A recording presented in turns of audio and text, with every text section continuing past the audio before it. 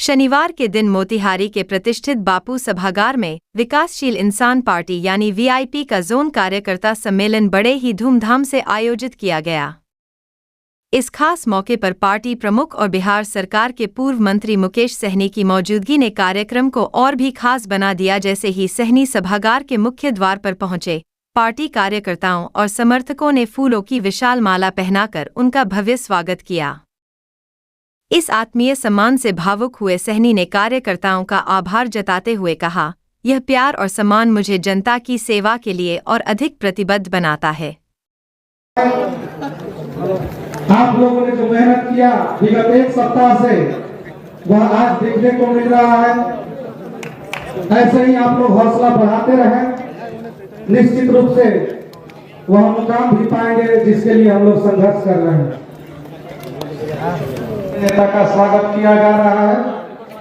मुकेश सहनी जिंदाबाद, मुकेश सहनी जिंदाबाद, VIP party जिंदाबाद। महामाला से स्वागत किया जा रहा है। बहुत ही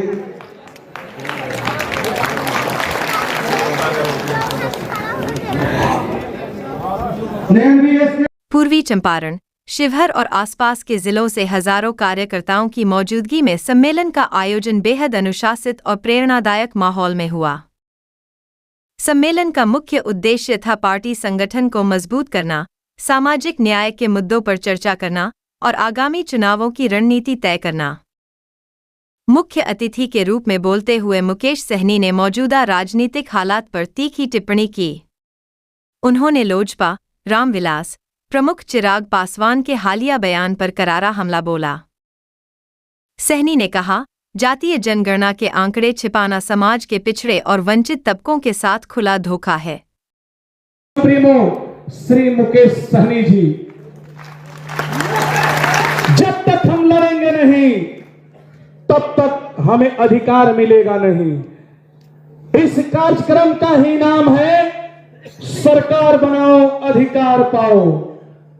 जब तक हम सरकार में भागीदारी प्राप्त तब तक नहीं कर लेते तब तक हम लोग है और इस बार ज़्यादा से ज़्यादा सीट मिलेगा। और चंपारण में वीआईपी पार्टी का एक अपना ताकत है।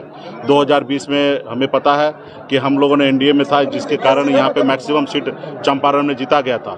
और इस बार हम लोग महागठबंधन का हिस्सेदार हैं और मजबूती से इस बार उल्टा होने वाला है। मैक्सिमम सीट 21 सीट में से मैक्सिमम 17-18 सीट हम लोग चंपारण से जीतेंगे।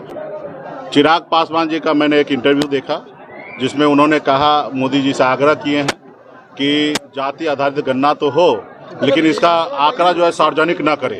तो मैं वही चिराग जी को मैं कहना चाहता हूं कि आपके स्वर्गीय पिताजी ने खून पसीना बहाकर बहुत सालों तक लड़ाई लड़ा। आज वो सपना को साकार करने का समय आया है और आप मोदी जी का एक बार तो हनुमान बने तो आपका हाल क्या हुआ? आपका घर परिवार सब तोड़वा दिया, आपकी पार्टी तोड़ लिया और आपके बाहर कर दिया, आपके पिताजी को प्रतिमा बाहर कर दिया। फिर से मोदी जी को गोद में इतना मत चले जाइए कि आपका समाज आपको छोड़ दे। आपके पिताजी का संघर्ष का देन है कि आज जाति आधारित गणना हो रहा है और आप कह रहे हैं कि जाति आधारित गणना हो लेकिन सरकार का आंकड़ा सरकार के पास हो। चिराग जी को कहा कि भाई आप भी पिछड़ा का बेटा है, हमारे भाई हैं। स्वर्गीय पासवान जी को हम लोग अपना अभिभावक मानते थे।